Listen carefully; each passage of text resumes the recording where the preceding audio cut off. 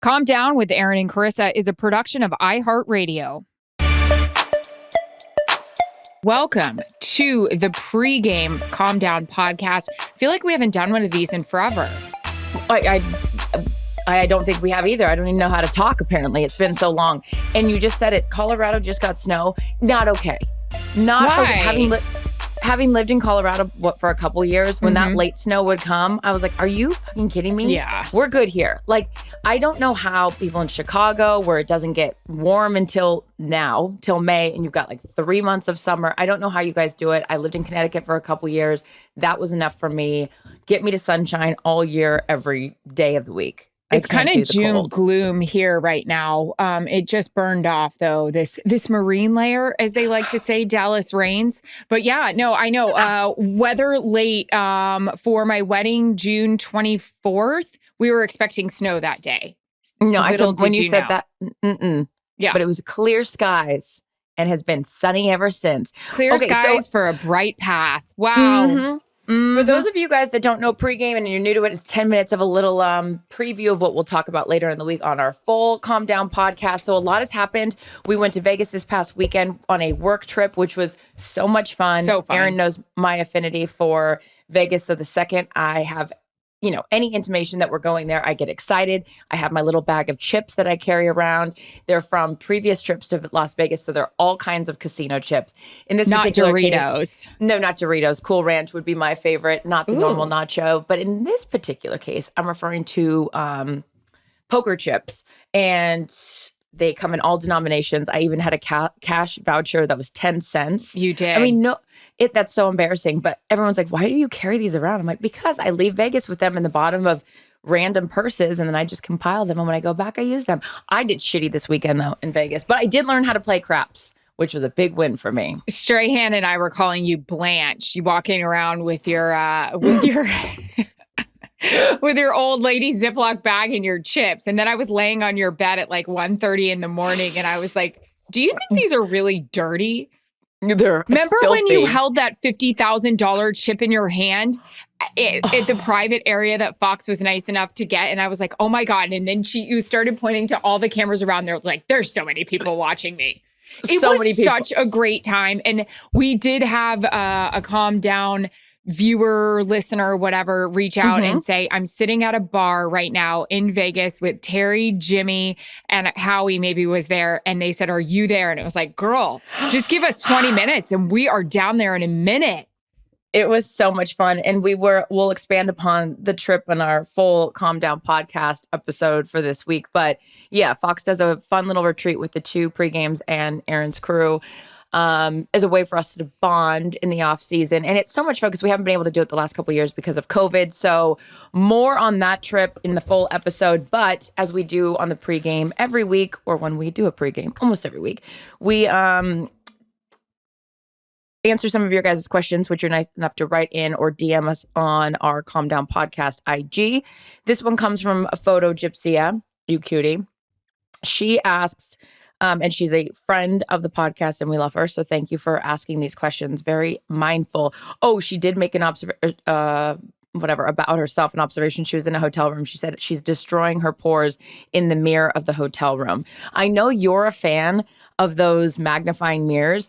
I don't even mess with that because I would walk out looking like I was, I don't know, a burn victim of like the salicylic acid I would have to put on my face after destroying every pore on my face. I can't do it. I was so confused about our hotel room mirror that we had, the magnifying one, because I found a really good blackhead. Like literally we had to be you, myself, and our friend Joel Santos. We were on a text chain and we're like, let's meet downstairs in 10 minutes. Let's get it going before we get to Topgolf. And I instantly looked in it and I saw a great little blackhead, but the mirror was so low. And I was like, I don't understand this. So anyways, yes, I love it. I went to town as soon as I got home. This is exactly what I want to talk to you about. And I wasn't planning it. I would just like to apologize. What am I apologizing for? When I went to the magnifying mirror at home, I had like 3 of the longest nose hairs hanging out. And I started thinking, oh my God, if everybody in Vegas when we were all together was noticing, like, by the way, I could have braided these or they were like flowing in the Vegas wind because there was wind when we were landing. I'm surprised with the amount of alcohol we all consumed on this Vegas trip that no one said, hey, Rapunzel, you want me to buy you a pair of scissors? I am so sorry. I had no idea. I went to town on my nose hairs. Okay, you know that I would be the first person to tell you because on the way out there, I was going like this, touching my face, which you're not supposed to do. I heard you talking about this. Keep the dirt away. And one of our bosses was in the back of the plane with us. We were sitting in like a little area. And I was like, oh, shit, that chin hair is back. You know the one. It's coarse. It pops up out of nowhere. You pluck it and then you think it's gone away. No, because I'm taking hair pills right now, which is why I've got the fake extensions back in because I'm trying to grow my real hair. But when you start taking hair pills, now the hair's coming out of the woodwork. I've lasered the majority of my body, TMI, but this chin hair is alive and well. So there's no chance that I wouldn't have told you about the, nose situation. But every now and then, another really good mirror that I find a lot of items in? What? The rear view mirror in the car. Oh. That lighting, you pull that thing down and you say to yourself, oh my God, I thought I waxed my eyebrows and there's some rogue hairs. So anyways, Photo GPCO, we hear you, we see you. I'm not really one for the hotel mirror, but every other mirror with natural lighting I'm in on. Okay, another question she had, she said she's 38 and single in a new city. And so she was asking for tips.